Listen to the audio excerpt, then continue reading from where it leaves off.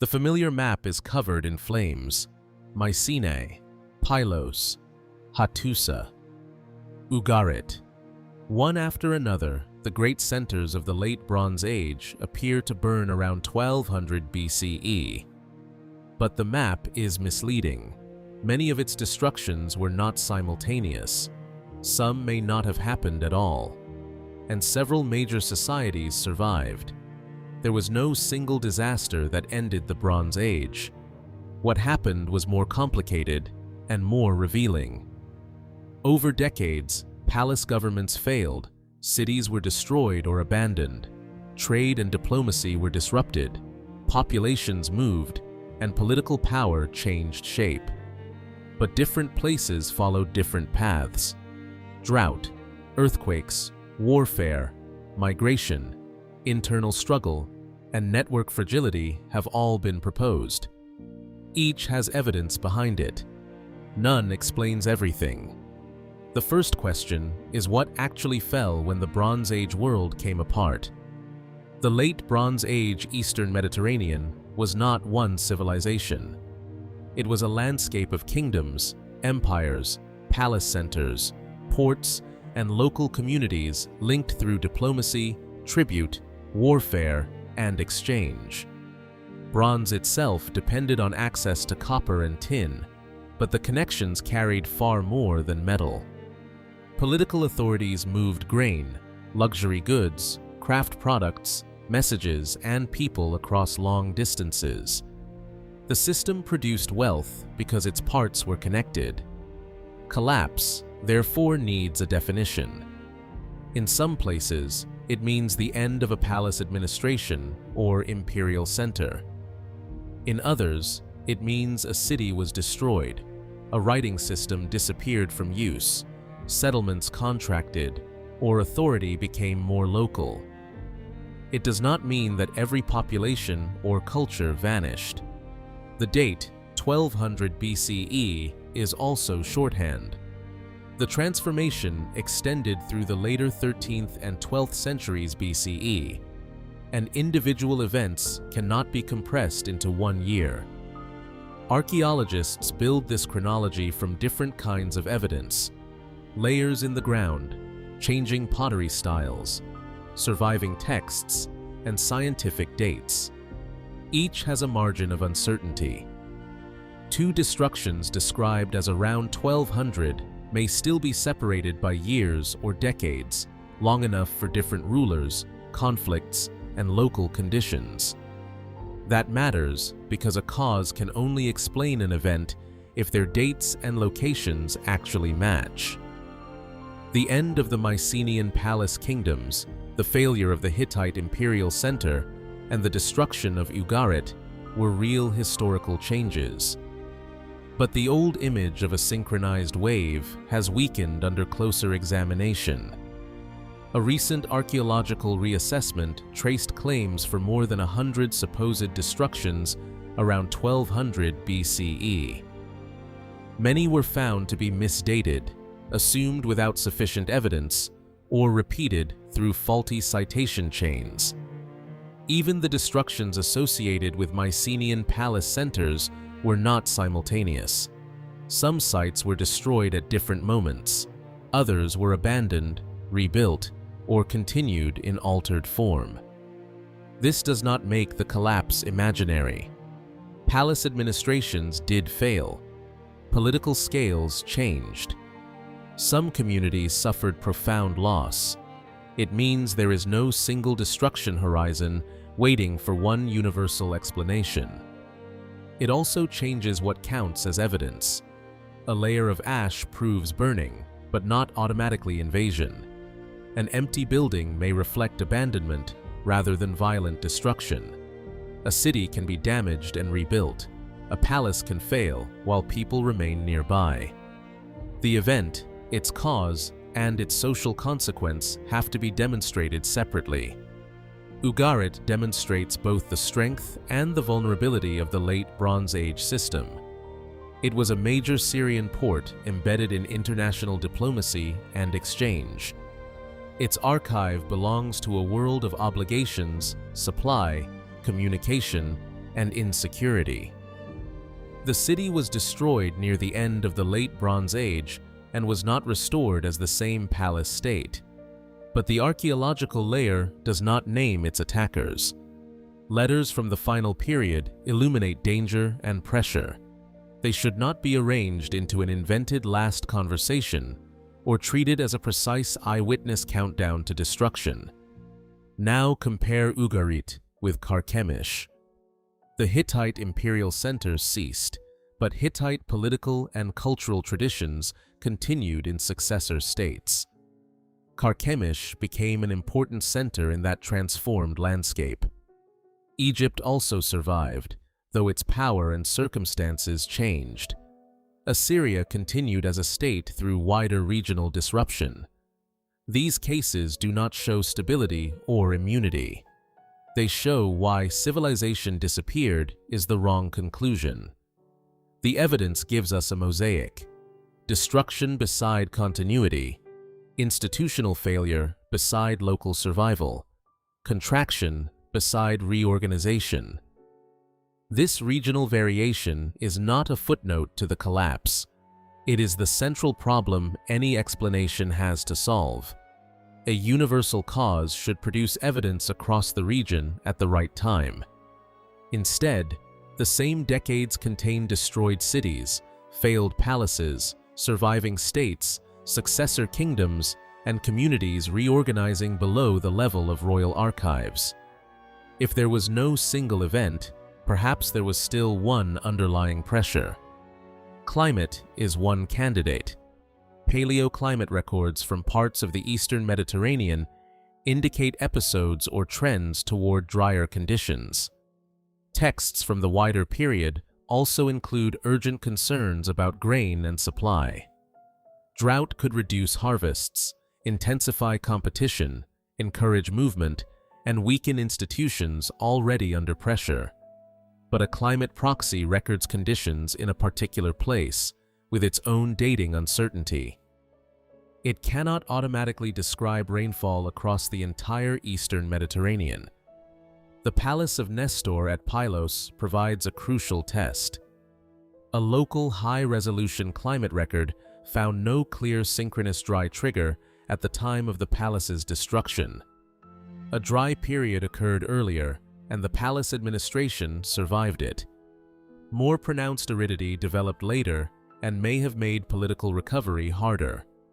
So Pylos does not prove that climate was irrelevant. It shows that drought caused the destruction is too simple. Climate may have contributed to destabilization before the event and restricted recovery afterward without being the immediate trigger. Earthquakes present a similar problem.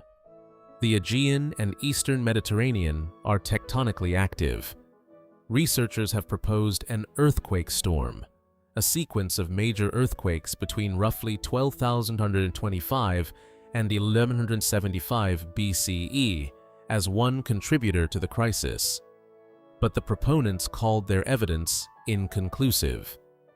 A burned building or collapsed wall does not automatically diagnose an earthquake, and a region's modern fault pattern does not date an ancient destruction. Earthquakes may have damaged some centers and made them vulnerable to later abandonment or attack. They cannot serve as a proven cause for every site or every political failure. Warfare is more directly visible in some records. Ugaritic correspondence reflects insecurity. Egyptian texts describe battles. Archaeological sites show violent destruction in some cases. Yet war does not identify one enemy. A destruction layer rarely tells us who attacked, whether conflict was external or internal, or how a local event related to a wider political transformation. Internal pressures also matter.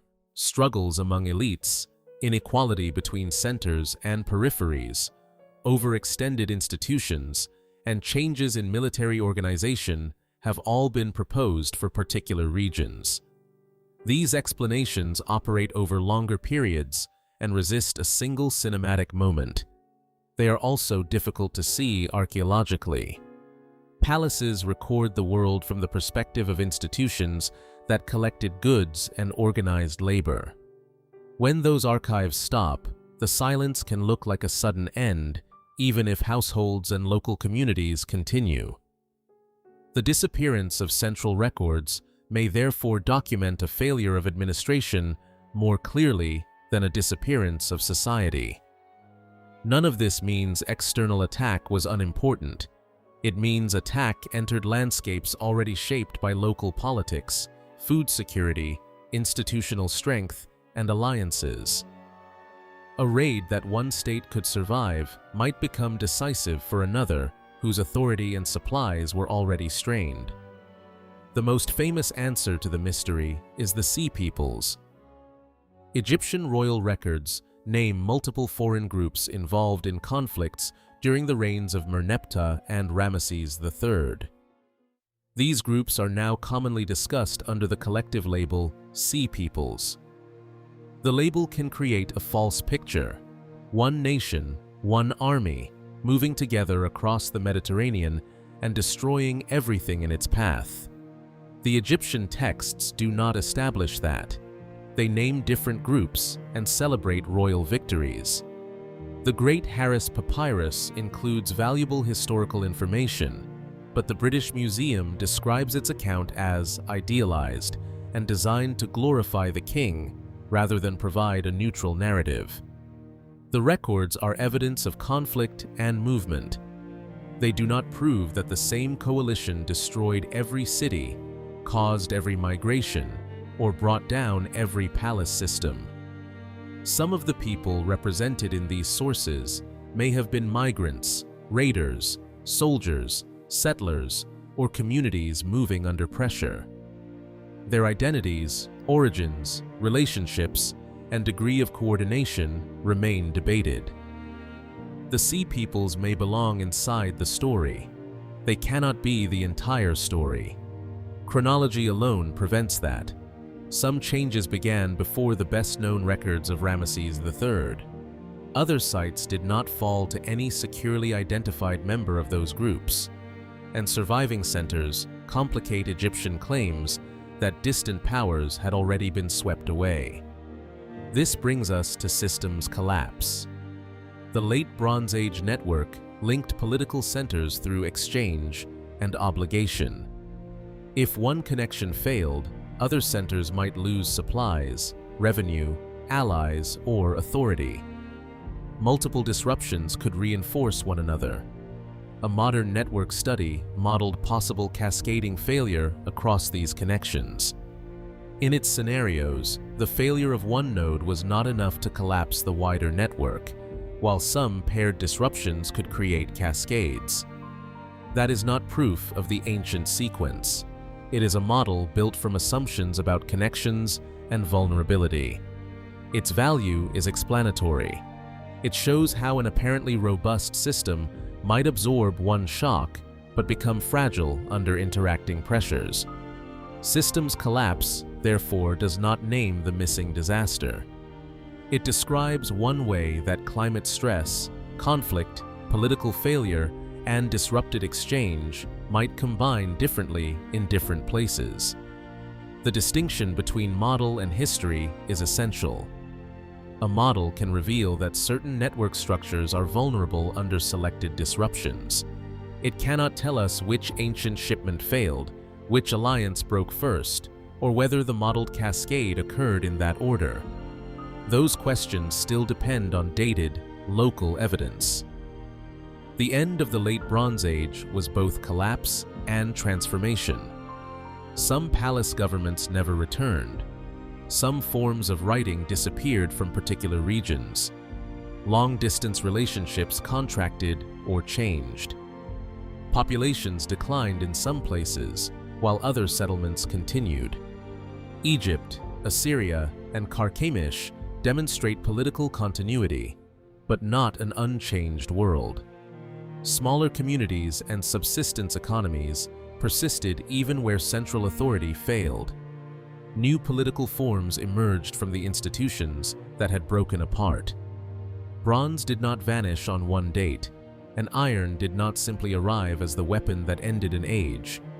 Technology, exchange, and political organization changed on different schedules. The consequences were regional because the crises had been regional too. There was no one disaster that ended the Bronze Age. There were palace failures and city destructions, drought in some records, possible earthquakes, wars and migrations, internal political tensions, and networks that could transmit disruption.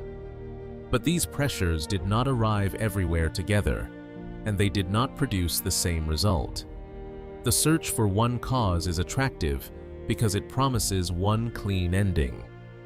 The evidence gives us something more human, societies adapting unevenly to combinations of pressures they could not always control.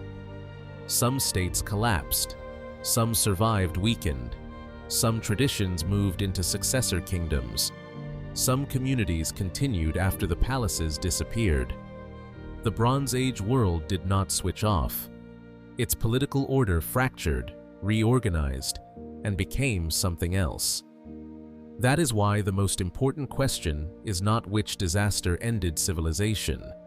It is how many different crises can transform an interconnected world, and why the same shock can mean collapse in one place, survival in another, and change almost everywhere.